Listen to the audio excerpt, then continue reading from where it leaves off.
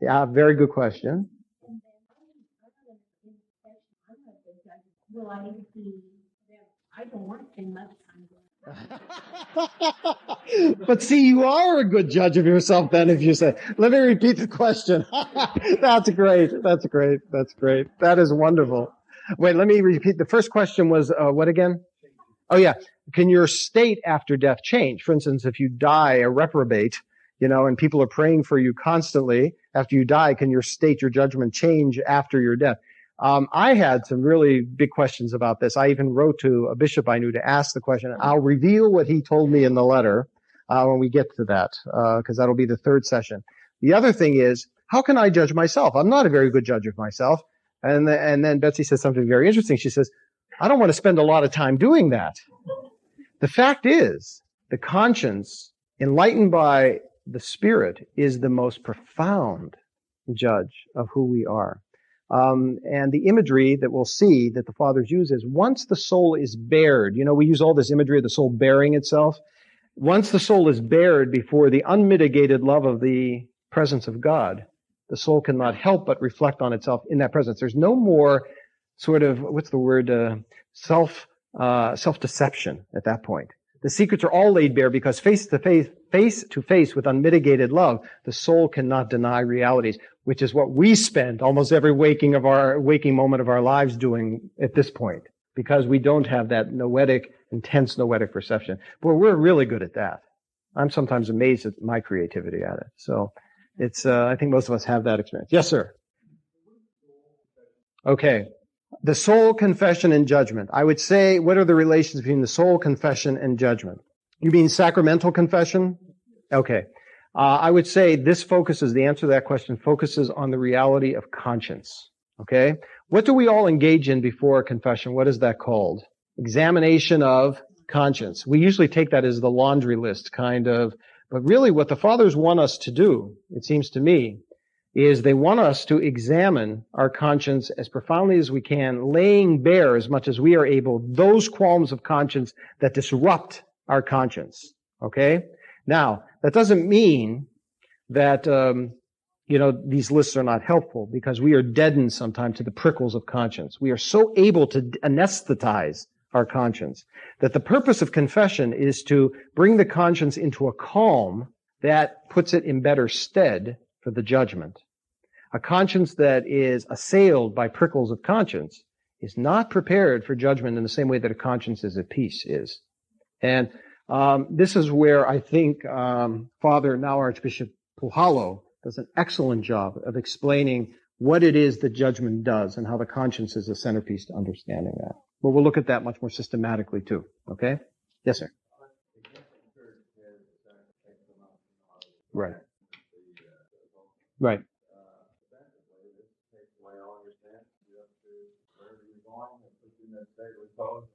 Okay, the question. What do you do instead of, Okay, good question. Here, the question is, in the Roman Catholic tradition, the idea of the last rites, what used to be called extreme unction, the last rites, the giving of the sacraments before death. Well, if one receives those sacraments, doesn't that assure that you enter this into a blessed repose? The answer to that question, in short, is no, because sacraments are not magic. The idea that the sacraments that are given to a person, if they're received with true contrition, and they're received with an openness of spirit that lays oneself open to the grace of God and the forgiveness given through repentance, yes, that has a eternity-changing significance. But the very fact that a sacramental action is done does not in itself, certainly it's better to have these sacraments than not, because one never knows, the disposition of the soul at the moment of death. If one receives the sacraments and the supernatural grace that comes with, that is conveyed, God's presence conveyed by those sacraments, it can definitely heal the soul. Oh, yeah. Well, this is why the Orthodox Church, just like the contemporary Catholic Church, by the way, has this sacrament not as a way of preparing for death, but as a way of healing, fending off death, healing the body, so that, death is fended off. Because what is illness? Every illness we get, every fever we have, every sickness we have is a little dose of death. Think about it. always, we really have all this faith and trust in medicine to fend off the power of death. Often it does in our culture. But influenza not so long ago could mean the end of your life. A toothache with an abscess could mean the end of your life. People had a very acute sense in centuries gone by that illness was a little dose of death, and that what the church needed to do was not just prepare you to die in a state of grace, as they used to say, but to fend off the power of death in this illness. And so in Orthodoxy, the sacrament of Holy Unction is not usually given to someone on the point of death. Confession, absolution, and so forth, yes, and communion if possible. But the idea of the anointing or the Holy Unction is to heal body and soul. And what I'll talk about a little about tomorrow, there is an intricate connection between the healing of the soul and the healing of the body. All right? It's not just that the power of the sacrament is to forgive sins or to miraculously cure, but to effect a cure through this sort of coalescence of a spirit forgiven of sin and a body that is prayed for in terms of its strengthening. And this, again, this is why this idea of body versus soul, okay? Sometimes they tended in the past to look at Holy Unction as a way of healing the soul, but forgot about the fact that its stated purpose is for the healing of the body and soul, all right? And that's really the focus of the purpose, yeah. We all seem to be jumping ahead a little bit here, and your opening comments have generated a lot of, I think, for all of the chances are all of this. Right. Kind of getting back to something Allison initially brought up in terms of, asking things. Mm-hmm. It's a little confusing. It probably goes back to what we were talking about in spirit. But these souls in this state of slumber and this introspection and reviewing their life and soul houses and all that, they seem to be somewhat preoccupied and distracted, and how much they are, assuming they're not assuming, knowing that they are there in some way in the presence of God. Right.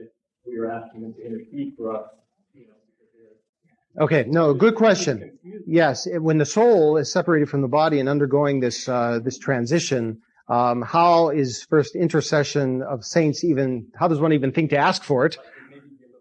Yeah, we're occupied with other things right now. The fact is that that's why prayer for someone who is dying, the service of the parting of the soul from the body, is very important, because what the people gathered around the deathbed do is they request the saints to intercede for the person. Especially the intercessions of the Theotokos. She's the great intercessor for the soul at that point. So yes, I think that the church, in her solicitude for someone at the point of death, makes sure that that's what they're requesting. Intercede for this soul, protect this soul, at this stage, assist and comfort this soul at this time of transition. Okay? Yes? You talk about the conscience and our ability to self-reflect aspects of the soul that higher. About children without a conscience. What a great question. What a great question. I mean, how do you explain this phenomenon in our society this time where it seems that some people really are without conscience? A lot of children, for instance, and not only children, but adults as well. This is a great question, one that keeps me awake at night, because the conscience, I don't think, ever is completely extinguished. But remember, I had the idea of the noose as a chariot taking us toward the things of God or enmeshing us in the deceptions of the world. It seems that, to put it in that language, that what our culture has done is so entice the noose to enmeshment in the world and a hardening of the spiritual sensibilities away from the criteria that God presents, that it becomes very difficult for some people their conscience has been hardened. It's been cauterized. The sensitivity has been somehow deadened, but it never completely dies.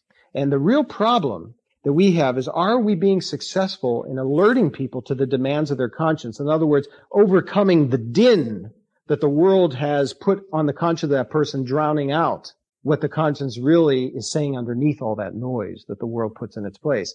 The bottom line is, when the soul is separated from the body and all the distractions are eliminated, the conscience will judge. And once all those distractions are eliminated, the judgment will take place. And that's why it's important for us to break that shell, that deadening of the conscience that the world puts on so many of our people, especially young people. So I'd say that's part of the evangelistic message and responsibility of the church, to sensitize the conscience. This is difficult because when we do that, what do they accuse us of doing? Guilt trips, making people feel guilty. But One of the things, if you don't have nerves that work in your hand and that enable you to feel pain, you can put your hand in a fire and suffer grave damage. And if you put your hand on electric stove burner and you don't have nerves to alert you that something is wrong, you can literally destroy yourself. That's why we see this kind of destruction going on. And usually, I love hearing testimonies of people who have had conversion experiences. What do those testimonies usually focus on? They focus on an event that really wakes the person up and say, wow, I'm about to really destroy myself here. And then they begin to realize, now I see why I've been doing that. My conscience has been so cauterized, I've been so deadened, and I need to strip that away. So really, our task as a church, I would say, this is a great question, because it relates to the ministry of the church, is to be so attuned to what people are experiencing that we can detect the point of entry for making that specific point to them in their lives. Gone are the days, except maybe on Eagle River, Alaska, where the culture fosters the development of morally sensitive and healthy children. That is not the case in so many other places. I mean, I remember in giving a lecture to a class once, I confessed that I cheated once this was a retreat at one of our parishes. I take it back. I confessed that I had cheated once on an exam in high school. And you know what the kids did? They laughed. They said, only once? I mean, it's such a way of life for so many of them. They couldn't believe that I was still having qualms of conscience after how many decades that I had done this in high school. So, but it's sort of like just as you would restore nerves to the hand of a person, nerves that could cause pain, all right? But that pain somehow can save that person in a larger way. It's part of our mission. Boy, and how do we do it? I don't know. Except in every situation, there's a different point of entry for that person's soul. Yes, why don't we take one or two others? Yes. Precisely. Bravo. Bravo. Very well said. In other words, the noose, which has been deadened in these people because it doesn't perceive. The question was, isn't this why in the church's literature, in the writings of the fathers, the noose is depicted as the eye of the soul that enables us to see what really is of God and what is not. And it doesn't mean if an eye doesn't see, it doesn't mean it's not there. It just might be diseased, might have cataracts, very severe cataracts that need to be lifted. And so really that is the imagery. Think of the imagery that we use in prayers about, remove the blindness of my soul, enlighten the eye of my soul. These are, you see how this all relates to this patristic concept of the noose. You see, all of this stuff. Here's the ironic thing about studying the church's teaching on death. It draws together so many aspects of Orthodox theology. And after you've done it for a while, you say, my goodness, these prayers that I've been saying for years suddenly take on a whole new meaning because now I understand the anthropology underlying them. Now I understand the idea of prayer underlying them. Now I understand the idea of sacraments, sacramental mysteries underlying them. Now I understand the idea of the church underlying them. And it all comes together. So this understanding of the noose, which is so central to understanding of death, but also central to understanding the ascetical tradition of the church, is something that is of paramount importance. And that's why I wanted to spend a good deal of time on it this evening. Because otherwise, how do you understand the awareness of the soul after death if you don't understand this faculty of the noose? Now, there's probably no reality in the spiritual life that has more difference imagery than the noose, the eye of the soul. Some fathers relate it to the heart, okay? This chariot imagery is especially powerful. But the noose is what the ascetical tradition of the church focuses on. And what is the great enemy of the noose, or the great opponent that the noose wrestles with, are the passions. And that brings us into the ascetical. Someone else had, yes? A little bit more probably on the literal aspect. Since if the goal of this salvation is the body and soul, then how does this relate? Yes, good question. If salvation of the body is part of God's plan of salvation for us, in other words, if salvation is of the person, not just of the soul, but of the body and soul together, how does this relate to transplantation and so forth? Again, you're going to have some disagreement about this in various Orthodox writers. My own response, and I'm not an authority on this, but I think I would have some more authoritative people probably agree with this stance, that this is a Christian act. I'm an organ donor. My attitude is if anything works, by the time my time comes, they can take it and use it for someone else. because the idea is not that God needs a complete intact body for the resurrection of the dead. We're all going to end up as dust. Okay? God will raise us regardless if the spleen was once there, was given to someone else, and so forth. One thing that you talked about one is the scale of the letters, Mm-hmm. and then kidney part, and then, we're now to the point of harvesting babies, to the point where they're trying to harvest that moving onto the brain. Yeah. Yeah, it gets to the spectrum. The question was extended to say there's a whole spectrum of this, to give, blood or, a liver or a kidney is one thing. But when you're talking about harvesting, like absolutely everything for all of these experiments and so forth, I would say here's the principle to keep in mind. The church wants to make sure that the body is respected after death. That is not just seen as debris to be used whatever way we want. That it is respected as something to be laid to rest. Even to the point where if people had given their body for scientific study, okay, that the body, what remains of the body, is all of that is respectfully laid to rest somehow. Okay? So, it's a question of one good opposed to another. But one thing that the church wants to absolutely safeguard is that the body is never disrespected, that the dead body is not just seen as garbage or debris or something like that. That it is not. And we'll say more about that too. And we'll talk about cremation and various other aspects that relate to that. Okay? One more question. Yes, you can bring us home, sir. Uh-huh. Right.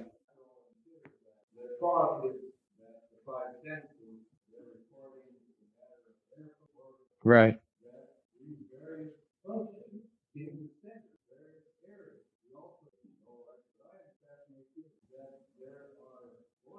Mm-hmm. Yes. Yeah, okay, this is a great question and a very sophisticated one. So much of what we think, do, perceive, create, all of these things, in many ways, scientists are convinced can be reduced to biochemical reactions in the brain, and various centers of the brain control different things, and there are levels of this kind of perception that the brain enables us to have. How does this link up with all this stuff we're talking about, the soul and noetic awareness and all of the other concepts we've talked about? I don't have an answer for that, but let me give you just a remark. I think one of the problems that science has to face, and many scientists have recognized this as well, is that because there is a faith that in science that we can explain more and more. And let's face it, there are many things that we explain scientifically today that were not explained scientifically before we had the data. And there's this faith that you can extend that ad infinitum, and that eventually everything that we use spiritual categories to describe can all be explained by, scientific mechanisms and biochemical reactions and so forth. I guess that ultimately this is where faith really comes in, because I think that ultimately the believer would say there is an extension of scientific knowledge that will go on for a long time. But ultimately, what the human being is cannot be reduced to just those scientific mechanisms. That there's something beyond those mechanisms, no matter how far you extend them, that is above and beyond the physical or biochemical interactions. And I think the faith is in whether you can reduce it all to that or whether you won't ultimately be able to.